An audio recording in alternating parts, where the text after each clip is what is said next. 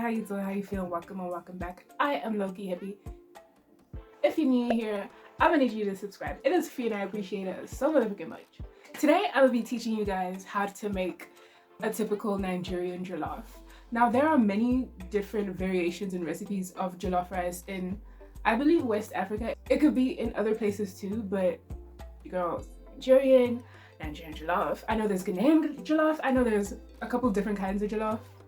We're not gonna get into all that, but from what I've tried, you know what, you can't even trust me because that's the thing. Anyone with jollof, I don't know why it's such a competitive food, but anyone with jollof, they're just like, oh, ours is the best.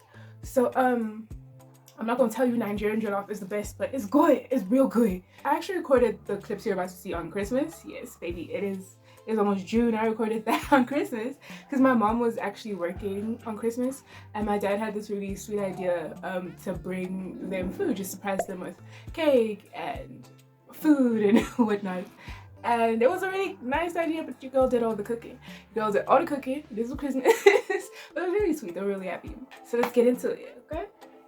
Okay, this is about a cup of onion, 3 to 4 garlic cloves and a bit of ginger and some olive oil. You can use any type of oil you want. I'm sauteing these up and I'm adding a stock cube. You can add any type of cube you want. It doesn't have to be beef. It can be a vegetable cube.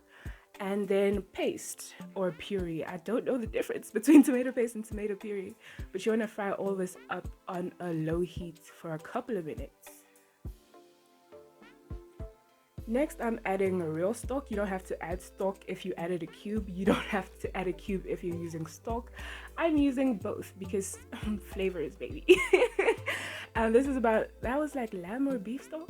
And I just started the rice while this is all going. The stock melted and this is what we have so far. Next, we are going to be blending some onion. It's about 2 small onions, 3 cloves of garlic, 4 tomatoes, and then some water so it blends easier. You don't have to use these exact amounts. You can add or subtract as you want. You can also add chili in here. I forgot to add it, so I ended up using dry pepper later on, but I'd usually throw a habanero in there because jollof rice, at least Nigerian jollof rice, is typically spicy. I just added a little bit of water in the container and yeah, I'm adding that up. And you want to mix it together, but not completely, just like gently mix it up. So, just 1 or 2 swirls and then cover it up, let it cook. Now it's been about maybe 5-10 minutes. I'm putting some bay leaf in there, some salt. It might look like I'm putting a lot of salt, but I'm actually making quite a large pot because I made food for a lot of people. And sweet basil. You can add parsley if you have any. This is the dry pepper I'm adding. My mom actually dried and blended this up. I'm pretty sure these are habaneros. It's hot. It's typically spicy jollof rice. You can add spice as you please. If you can't handle spice, maybe don't force yourself. Use some paprika, some cayenne. It's not that serious.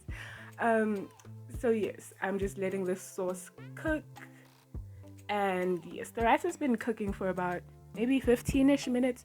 You want it only about a quarter way done so you can cook it together. You just want to pour the water out and then you want to add it to the sauce and let that cook together. I just mix it all together. You can add a little bit of water if you feel like you need to. This is you have to pay attention while you're cooking jollof rice because this water was actually not enough. You have to check 10 to 15 minutes in intervals, basically. Is the rice cooked? Is there still liquid? I checked and I saw that the liquid was done, but the rice was still a little bit hard. So I added another cup of water, mixed it up, and let it cook. You don't want to stir too much. This is actually my dad. He added about a heaped teaspoon of nutmeg. You can add more than that, you could add less than that, but you always want to have a little bit of nutmeg. This is about 5 grated up carrots. This is the last 15 minutes of this being cooked, by the way.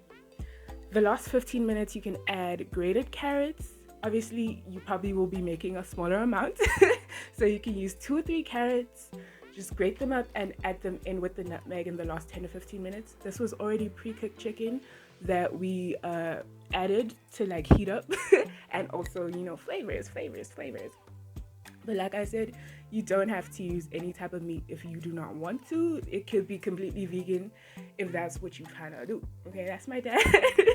And yes, this is the last 5 minutes. This is what it's looking like. And I covered it up. I turned the heat down and I let it cook for another 5 minutes after this. And this is what it looks like. We added a little bit more meat for the peoples. But yes, this is Nigerian Jollof. You can use a variation of chilies, a variation of stock, a variation of the types of onion you use. It's not a strict recipe, but that's how you make it. Okay, so as you can see, me and measurements with Nigerian food, they're not always, you don't have to have precise measurements. Like, it doesn't have to be a teaspoon of this specifically, or a tablespoon of this specifically. It could be a variation.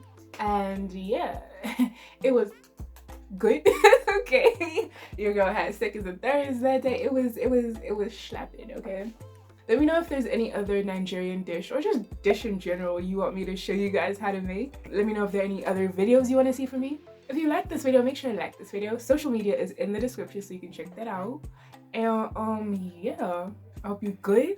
I hope you're blessed. I hope you're saying your prayers, baby. And if no one has told you today, I